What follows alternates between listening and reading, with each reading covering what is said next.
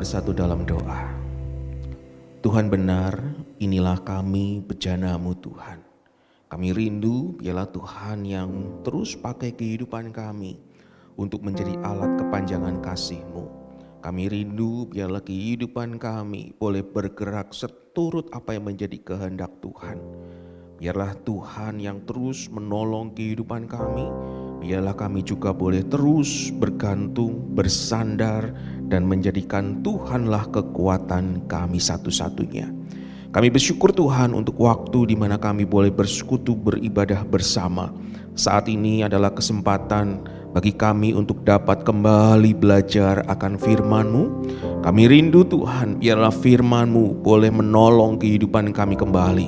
Kami mau terbuka, kami mau mengarahkan hati kami kepada Tuhan.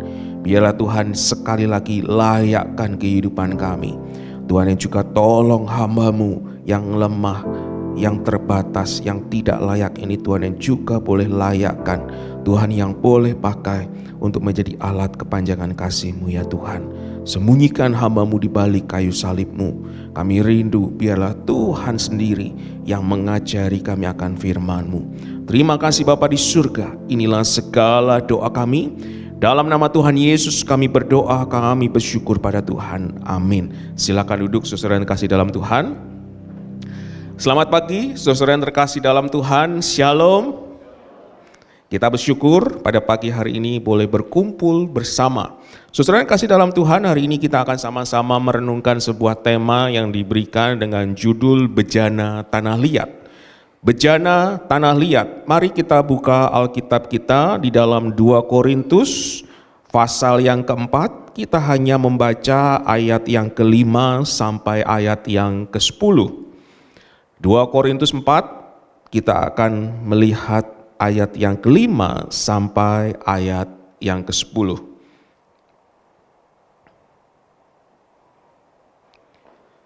Jika sudah menemukan, saya akan membacakan bagi setiap kita. Firman Tuhan berbunyi demikian. Sebab bukan diri kami yang kami beritakan, tetapi Yesus Kristus sebagai Tuhan dan diri kami sebagai hamba-Mu karena kehendak Yesus. Sebab Allah yang telah berfirman dari dalam gelap akan terbit terang. Ia juga yang membuat terangnya bercahaya di dalam hati kita, supaya kita beroleh terang dari pengetahuan tentang kemuliaan Allah yang tampak pada wajah Kristus. Tetapi harta ini kami miliki dalam bejana tanah liat, supaya nyata bahwa kekuatan yang melimpah-limpah itu berasal dari Allah, bukan dari diri kami. Dalam segala hal kami ditindas, namun tidak hancur terjepit. Kami habis akal, namun tidak putus asa. Kami dianiaya, namun tidak ditinggalkan sendirian. Kami dihempaskan, namun tidak binasa. Kami senantiasa membawa kematian Yesus di dalam tubuh kami, supaya kehidupan Yesus juga nyata di dalam tubuh kami. Saudara kasih dalam Tuhan, sebagai manusia, saya rasa setiap kita pernah memiliki yang namanya ini, pengalaman pertama kali. Ada pengalaman pertama kali ketika kita mulai menggerakkan kaki kecil kita, mulai melangkah untuk pertama kalinya, bukan? Ada pengalaman pertama kali ketika kita berhasil menyebutkan kata pertama kita, papa, papa, mama, mama, ya. Pengalaman pertama ketika kita mulai pertama kali masuk ke sekolah. Pertama kali ketika kita mulai mengenal apa itu benih-benih cinta. Kita menyatakan dan kita juga mengalami pertama kali penolakan. Pengalaman pertama kali bekerja. pengalaman pertama kali hilang pekerjaan, pengalaman pertama kali menikah, jangan sampai 2 kali pengalamannya. Pengalaman pertama memiliki anak, pengalaman pertama menjadi opa atau oma, pengalaman pertama kali melayani Tuhan, dan sebagainya. Saudara, selalu ada pengalaman pertama kali di hidup kita. Saudara, pengalaman di mana setidaknya kita pernah merasa seakan di awal kita tidak mampu ketika akan melakukan sesuatu, karena itu adalah pengalaman yang baru bagi kita. Tetapi saudara, ternyata ketika kita menjalaninya, kita mendapatkan semangat dari orang-orang yang kita kasihi, ternyata kita mampu melakukannya, kita mampu melewatinya. Saudara yang terkasih dalam Tuhan, menariknya adalah setidaknya inilah yang Tuhan kerjakan di dalam kehidupan kita. Memang terkadang Tuhan izinkan jalan tidak masuk akal, tidak mungkin bagi kita, atau tidaklah sesuai dengan pilihan kita. Saudara, Tuhan izinkan membuat segalanya seakan lebih sulit dari yang kita lakukan. Tuhan izinkan membuat kita seakan menunggu lebih lama dari yang kita inginkan. Tuhan izinkan membuat kita seakan kurang nyaman dari yang kita inginkan. Tuhan izinkan memanggil kita seakan ke tempat-tempat yang tidak ingin kita datangi.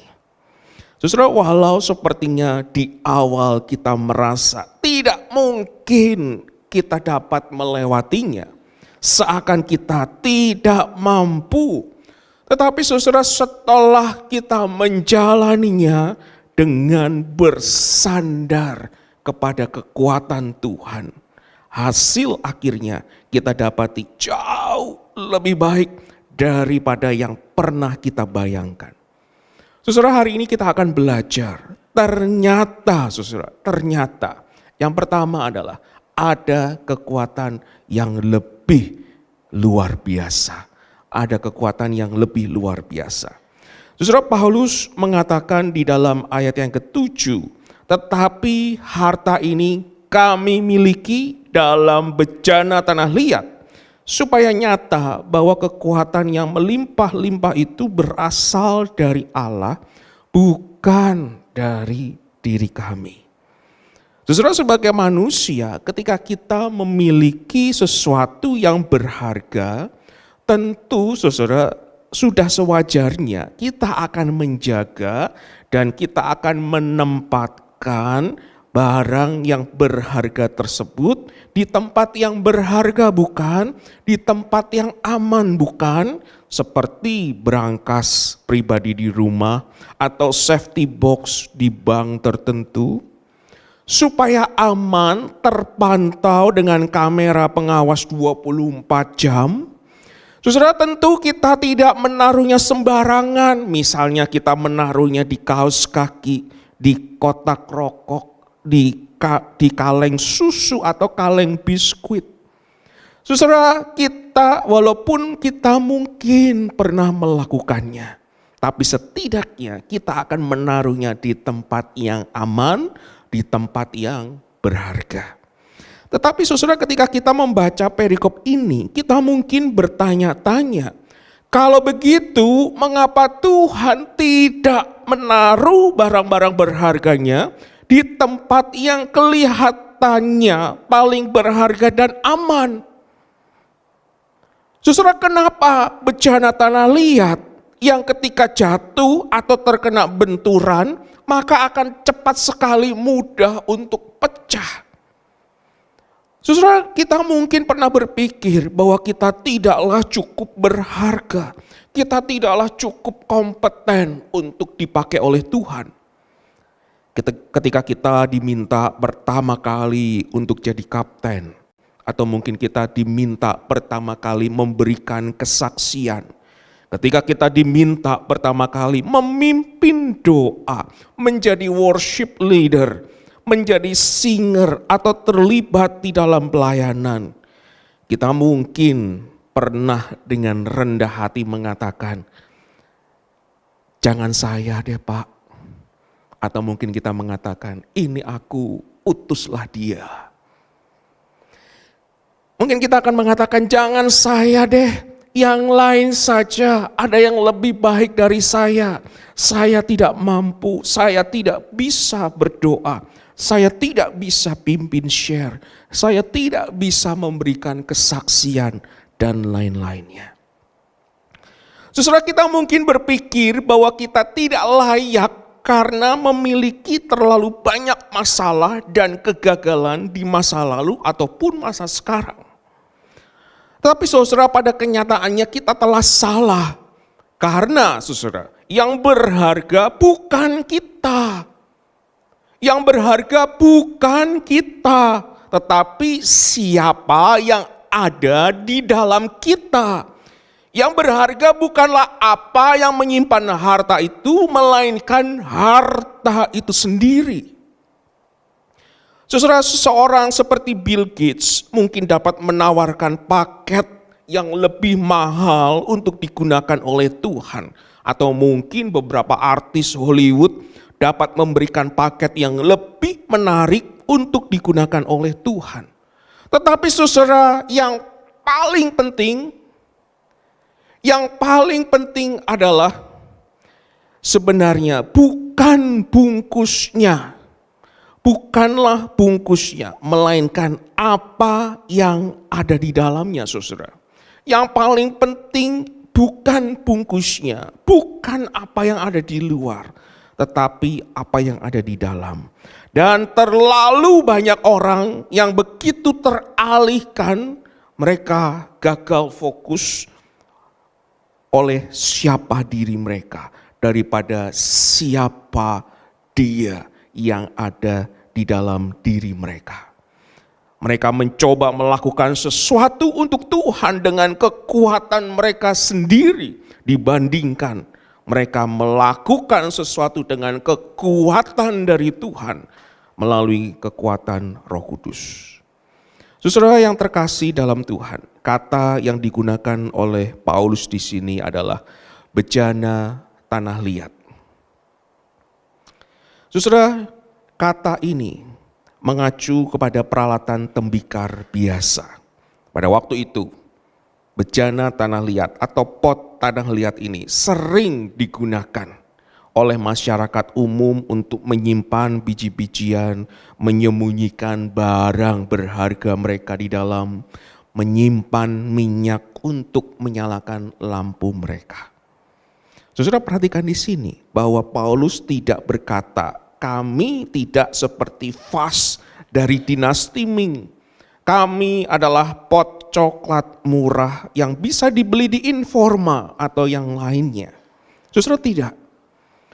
Bukan juga dikatakan kami bukan seperti lilin yang dijual di S Hardware yang bisa menjadi aromaterapi. Enggak, saudara. Pada kenyataannya, karena di saat gelap bukan lilinnya, melainkan nyala api yang akan mengubah kegelapan. Demikian juga dengan harta di dalam diri kita akan menampilkan dirinya, yaitu Tuhan, sebagai yang melampaui dan berkuasa.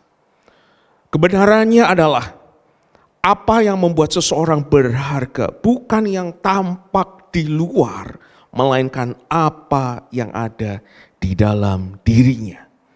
Saudara, semakin jauh suatu kebudayaan atau bangsa atau masyarakat menyimpang dari kebenaran ini, semakin pula berkurang nilai-nilai yang benar-benar penting dari budaya tersebut. Dan semakin sedikit pula budaya atau bangsa atau masyarakat tersebut membangun dirinya berdasarkan hal-hal yang menjadikannya hebat.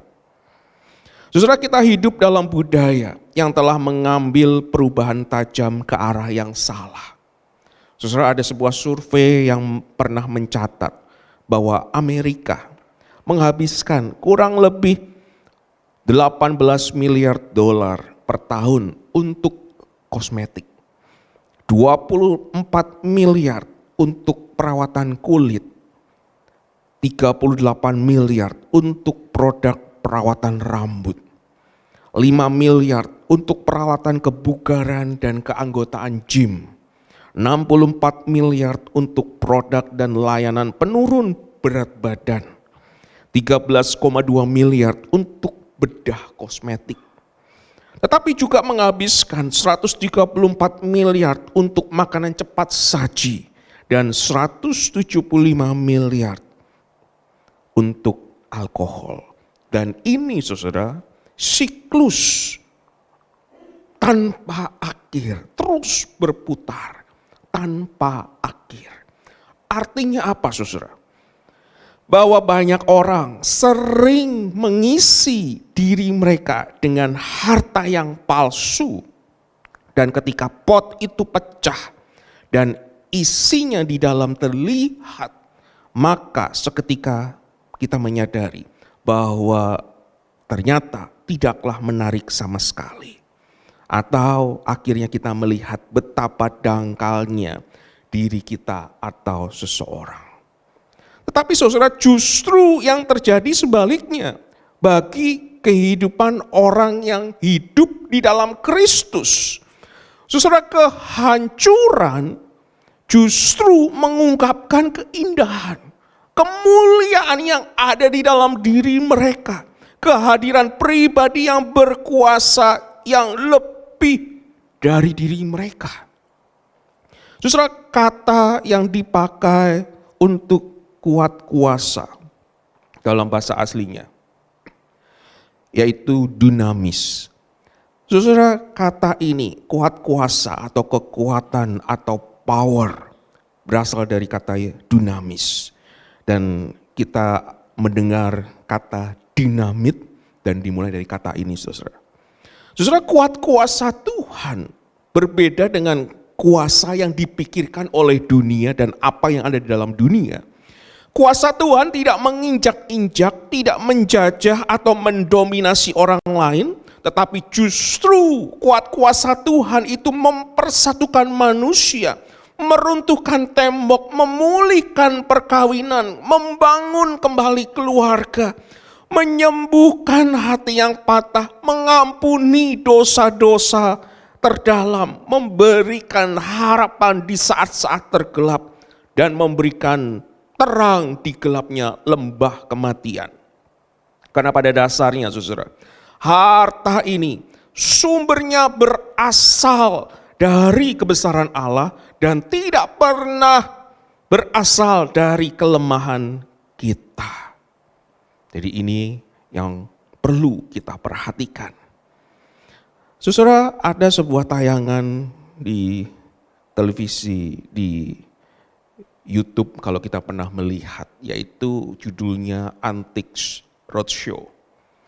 Saudara, ini adalah acara di mana orang-orang membawa pernak-pernik pusaka keluarga atau barang-barang yang mereka mungkin temukan di pasar loak atau mungkin di garasi mereka yang sekian lama mereka simpan, mereka anggap ini sepertinya berharga.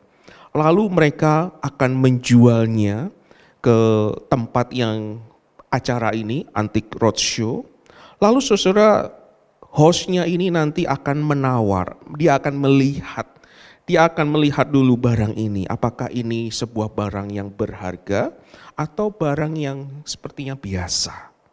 Ketika diketahui bahwa ternyata barang ini adalah barang berharga, barang yang mungkin dibeli sekitar $10, maka ketika barang ini setelah dihargai, dilihat ternyata barang yang berharga, maka barang itu akan dibeli dengan harga yang berkali-kali lipat, bisa menjadi $10.000.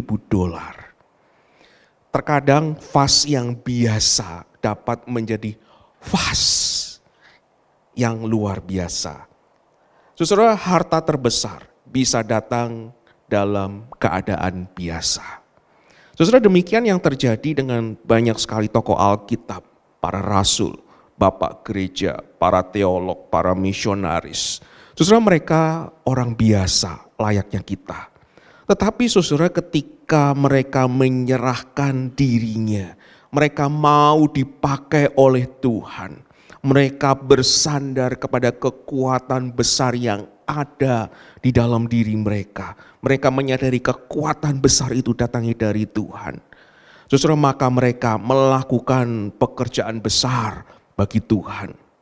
Bahwasanya Tuhan sedang mencari orang-orang yang bukan siapa-siapa untuk menjadi seseorang di tangannya.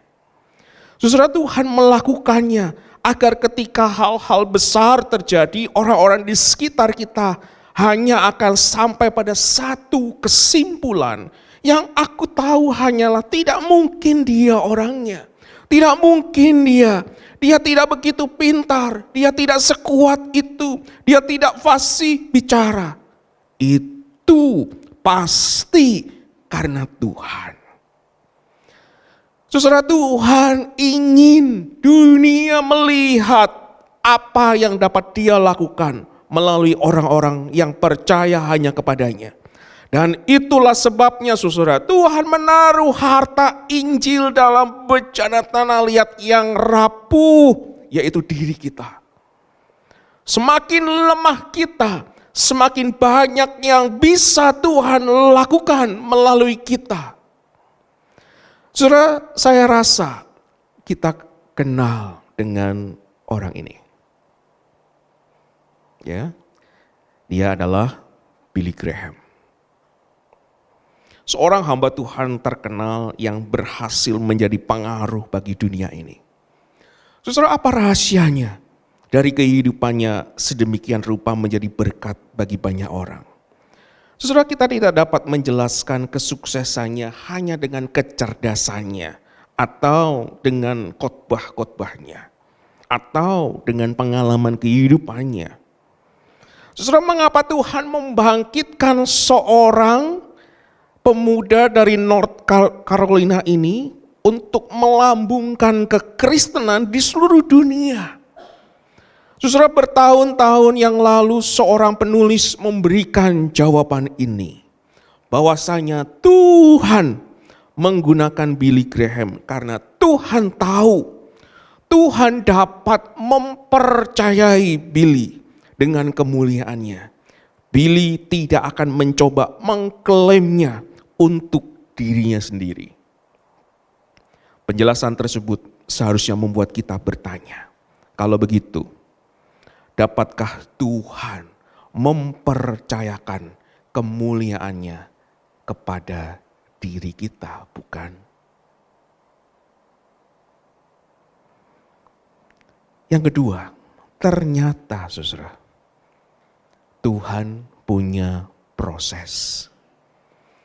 Saudara, salah satu hal yang paling membuat frustasi ketika hendak menyiapkan makanan dari makanan kaleng adalah kita tidak dapat menemukan pembuka kaleng. Atau mungkin pembuka kaleng yang sudah disediakan patah. Ketika kita mencoba memutar, belum sampai setengah sudah patah. Jadi intinya kaleng itu masih tertutup. Dan itu pasti akan membuat kita frustasi. Saudara, tidak ada yang bisa kita lakukan.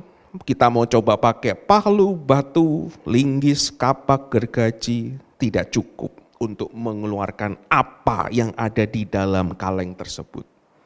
Saudara, demikian di dalam hidup kita. Saudara, Tuhan punya caranya sendiri. Tuhan punya pembuka kalengnya sendiri untuk keluar dari diri kita. Yang dunia perlu lihat ada di dalam diri kita. Terkadang retakan di dalam pot, retakan pada pot, itu merupakan cahaya yang ada di dalamnya, itu terlihat ke dunia luar. Saudara, kita mungkin dapat mengatakan, Pak, saya lebih suka Tuhan menggunakan kekuatan atau kenyamanan atau kehidupan yang mudah untuk dapat memberikan yang terbaik dari kehidupan saya. Tetapi saudara, kenyataannya dunia tidaklah akan melihat ada nilai apapun dari kehidupan seorang Kristen yang nyaman. Kita perlu mengingat bahwa ketika kita menjadi orang percaya, Tuhan tidak pernah menjanjikan tidak ada masalah, tidak ada rasa sakit, dan tidak ada penganiayaan. Justru hal terbaik bisa datang dari momen terburuk kita. Saudara kasih dalam Tuhan, tanyakan kepada Yusuf. Dia dijual oleh saudara-saudaranya, tetapi akhirnya menyelamatkan saudara-saudaranya dari kelaparan. Tanyakan kepada Rut, kehilangan suami, kehilangan negaranya, tetapi akhirnya mendapatkan Tuhan yang sejati, Tuhan yang hidup, negara baru dan suami yang baru. Tanyakan kepada Daniel, kehilangan orang tua, dia dibuang, dia kehilangan negara, bahasa, tetapi akhirnya mendapatkan kedudukan, diberikan visi dan impian, menjadi berkat bagi banyak orang. Saudara yang kasih dalam Tuhan, terkadang ada rumus khusus untuk mengeluarkan jin dari botol. Gosok lampu 3 kali atau ucapkan kata ajaib. Tetapi saudara, formula Tuhan untuk mengeluarkan dirinya dari kita dan masuk ke dunia seringkali menggunakan saat-saat sulit dalam kehidupan kita.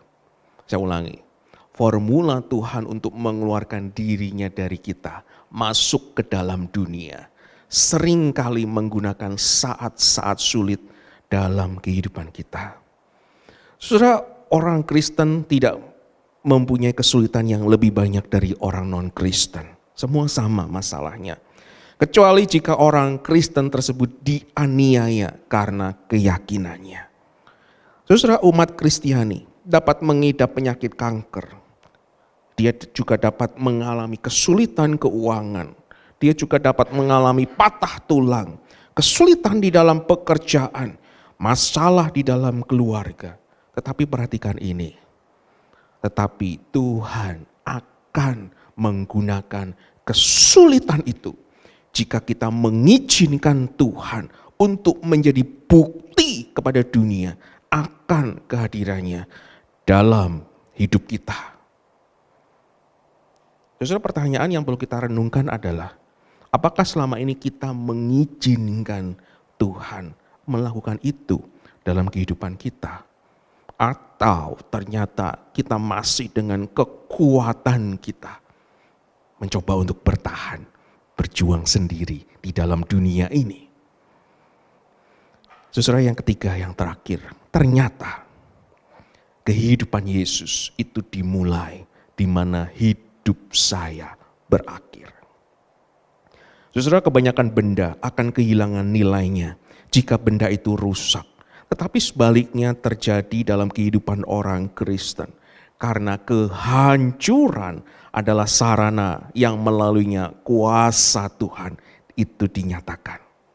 Saudara, kehancuran akan menuntun kepada kerendahan hati dan ketergantungan kepada Tuhan. Di dalam perikop, Paulus memberikan daftar kehidupannya yang sulit. Dikatakan kami ditindas, kami habis akal, kami dianiaya, kami dihempaskan.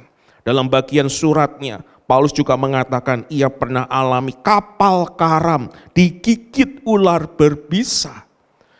Saudara, kurang lengkap apa pengalaman pahit dari Paulus? Banyak sekali saudara, kehidupan yang tidak mudah. Mari kita coba tanyakan hal ini kepada diri kita. Dari beban yang kita alami, beban pergumulan yang kita alami. Lebih berat beban kita, bebanku, beban saya, atau bebannya Paulus?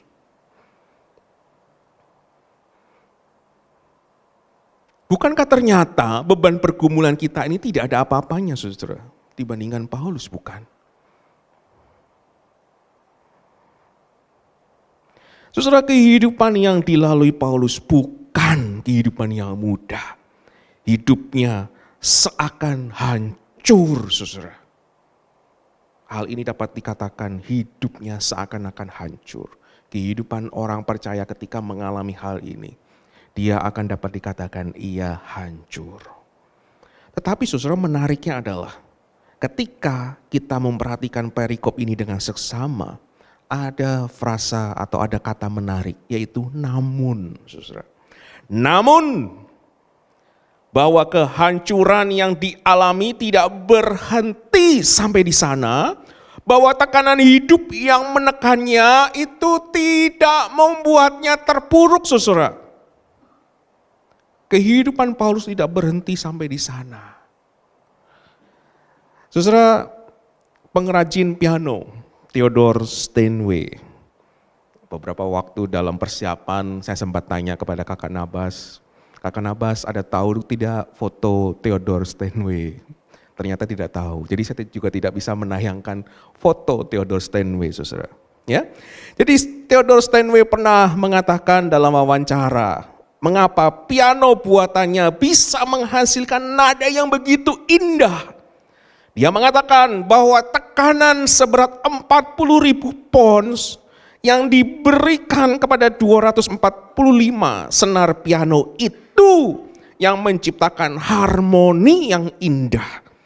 Hal yang sama juga terjadi dalam kehidupan kita, saudara. Terkadang hanya dengan tekanan, penganiayaan, beban pergumulan yang kita alami yang menyebabkan sebuah lagu bergema di hati orang-orang yang berbagi dengan kita.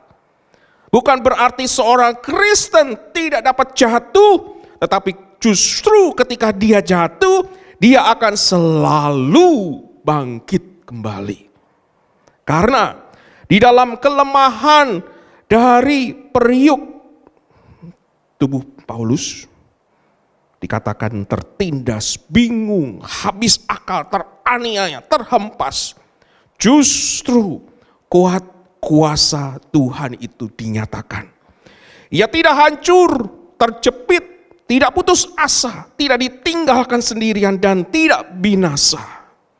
Saudara, Paulus membagikan bagaimana hidup yang sebenarnya itu adalah seharusnya memahami bagaimana kematian Kristus berdampak pada kehidupan kita. Ayat 10 dikatakan, kami senantiasa membawa kematian Yesus di dalam tubuh kami supaya kehidupan Yesus menjadi nyata di dalam tubuh kami. Karena saat kita mati, saudara, dia hidup. Saudara, kata mati di sini bukan berarti secara literal kita, oh kalau gitu mari kita sama-sama mati, masuk ke peti mati, bukan. Artinya kita tidak lagi mengandalkan diri kita. Kita tidak mengandalkan kekuatan kita. Saudara, saat kita mati maka dia hidup. Ketika kita kalah dia menang. Ketika kita lemah dia kuat. Ketika kita bergantung maka dia berkuasa. Dengan kata lain, saudara, hanya dengan memikul salib kita, menyangkal diri, mengikut dia setiap hari, maka kuat kuasa Kristus itu dapat dinyatakan dan dunia akan dapat melihat bagaimana sebenarnya Yesus hidup di dalam diri kita.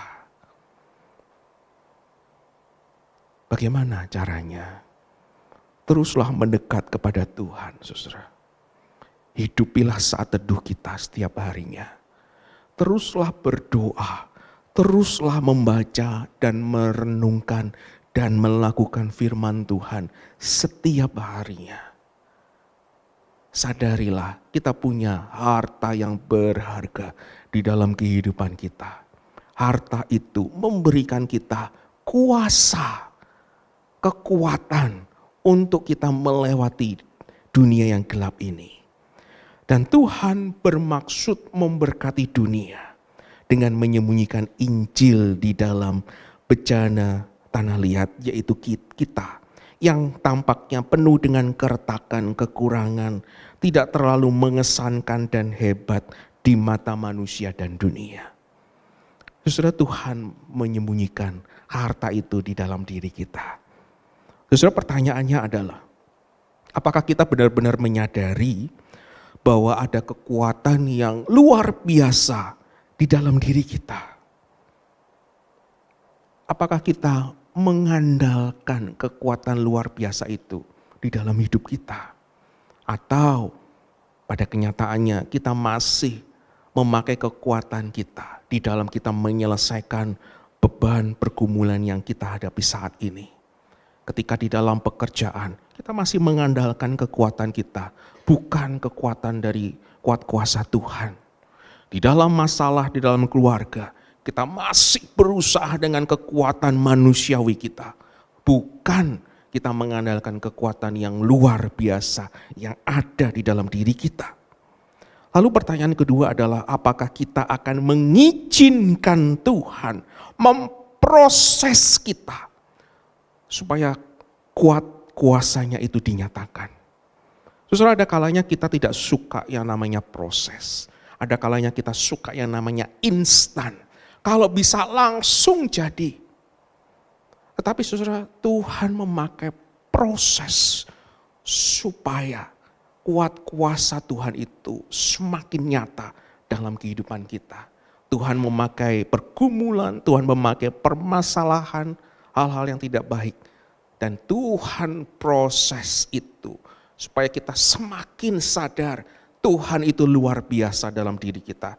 Semakin kita menyadari dan bergantung kepada Tuhan, bukan dengan kekuatan kita sendiri. Dan yang terakhir adalah, apakah kita akan membiarkan diri kita mati supaya kehidupan Yesus benar-benar hidup melalui diri kita. Saudara, biarlah renungan firman Tuhan pada pagi hari ini boleh menolong kita. Kita punya harta yang luar biasa di dalam bejana tanah liat kita.